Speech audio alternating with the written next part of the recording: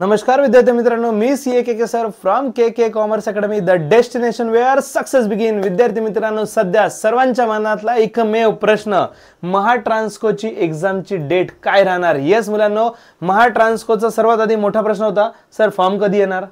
मग दुसरा प्रश्न, सर फॉर्मची डेट वाढणार का. आता सध्या दोन प्रश्न आहेत, सर एक्झॅक्टली फॉर्म किती आलेले आहेत ते, आणि दुसरी गोष्ट एक्झामची डेट काय राहील ते. तर दोघांबद्दल क्लॅरिटी देतो. पहिली गोष्ट, एक्झाम फॉर्म किती आले त्याच्याबद्दल माझ्याकडे व्हॅलिड सोर्स मधनं इन्फॉर्मेशन नसल्यामुळे मी त्याच्याबद्दल बोलू शकत नाही. पण माझं म्हणणं आहे, नुसती कॉम्पिटिशन किती असण्यापेक्षा मुलांना याच्यात जेन्युइनली आणि सिरियसली डेडिकेशनने स्टडी करणारे खूप कमी पर्सेंटेज लोक आहे. त्याच्यामुळे पुन्हा एकदा सांगतो, फक्त बीकॉम आणि MSc झालेल्या मुलांसाठी ही गोल्डन अपॉर्च्युनिटी असल्यामुळे ऑलरेडी जसं मी बोललो होतो आधी, पण परत एकदा सांगतो, ऑलरेडी एवढा समुद्र आहे ऑल ग्रॅज्युएशन क्रायटेरिया वाले, बाकी सगळे एक्झाम ऑल ग्रॅज्युएशन साठी एवढा समुद्र आहे. त्याच्यातून फिल्टर झालंय, काय पाहिजे, कॉमर्स, त्याच्यात फक्त बीकॉम आणि बीकॉम सोबत MSc म्हणजे आता MSc इक्विव्हॅलंट त्यांनी अलाउड केलेला आहे. पण बीकॉम आणि MSc और त्याच्यापेक्षा हायर क्वालिफिकेशन हे असणारे मुलं ऑलरेडी खूप कमी आहे. त्याच्यामुळे LDC लोअर डिव्हिजनल क्लर्क असेल किंवा डेप्युटी मॅनेजर तर काय विशेष नाही, एकदम क्रीम पोस्ट आहे, तिथं तर अजूनच कॉम्पिटिशन कमी राहणार आहे. येस मुलांनो, कॉम्पिटिशन जशी लेवल वाढते तशी कॉम्पिटिशन डेफिनेटली कमी होत जाते, कमी लोक होत जातात.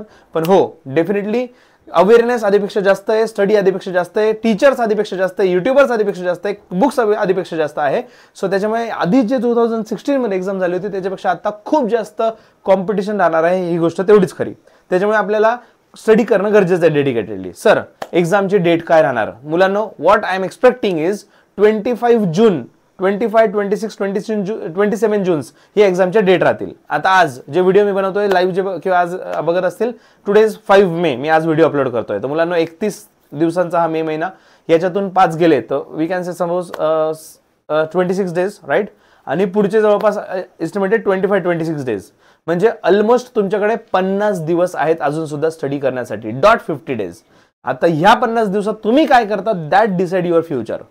आता याच्या आधी आमचा बेस वीक होता, 11-12 मध्ये सिरियसली केलेलं नव्हतं, हे सर्व सोडून द्या. राहिलेले 50 दिवसात तुमचं 100% समर्पण असेल तर तुमचा रिझल्ट डेफिनेटली पॉझिटिव्ह येऊ शकतो. आणि जे आपले जे कोर्सेस आहेत, KKCA चे जे कोर्सेस आहेत, जो लॉंग वाला कोर्स आहे, इव्हन महाभारत कोर्स जरी केला मुलांना तुम्ही, 75 तासाचा कोर्स आहे, डेफिनेटली तुम्ही डेडिकेटेडली रोज डोक्यात ठेवा की तुम्हाला रोज 3 तास स्टडी करायचा आहे, रोज 3 तास स्टडी करायचा आहे. 25 ते 30 दिवसात मॅक्झिमम तुमचे सगळे लेक्चर्स बघून कंप्लीट होतात. 30 दिवसात तुमच्याकडे रिव्हिजन लेक्चर, तुम्हाला सर आता रिव्हिजन करायची, रिव्हिजन लेक्चर त्याच्यात फ्री दिलेले आहेत. सर आम्हाला नोट्स पाहिजे, नोट्स त्याच्यात दिलेले, टेस्ट सिरीज पाहिजे, टेस्ट सिरीज त्याच्यात दिलेली.